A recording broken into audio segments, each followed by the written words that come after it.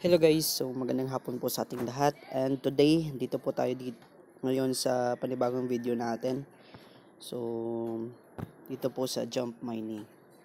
Ayan, so as of today guys, ayan, so i-claim na po natin dito yung ating mga machines na nag-run, no? So get all natin yan. So yan yung total dito natin, yung total balance natin dito is nasa $24.31. Ayan. So, yung withdrawals natin dito guys, ayan, malaki na yung withdrawals natin. Then, nag-withdraw na din tayo dito kahapon. And of course, ito po yung total withdrawals natin. Ayan, so silipin natin dito yung bagong machines guys, kung meron. Ayan, so as of today, wala pa po ditong bagong machines. Ayan. So, dito sa ating another tab, ayan po yung mga machines na pwede nating rentahan.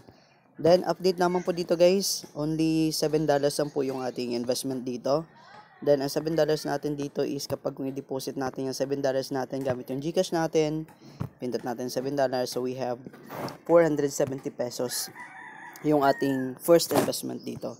Then, after that, upgrade naman po kayo dito ng mga machines na pwede nyong i-avail. So, depende na yan sa capital niyo kung ano yung kaya ng mga capital natin. Then halos nabili na din natin dito lahat ng mga machines guys, no? Kasi we have, kung makikita nyo dito sa dashboard natin, meron po tayo dito 1, 2, 3, 4, 5, 6, 7, 8, 9 na running machines. And of course yung miners natin dito is 7 po kasi free po yung dalawa, no? So nakuha natin yan during promotion day. So yan yung mga machines na nag-ooperate dito sa ating button. So dagdagan natin to guys kapag kung may mga promo ulit na ilalabas itong ating jump mining.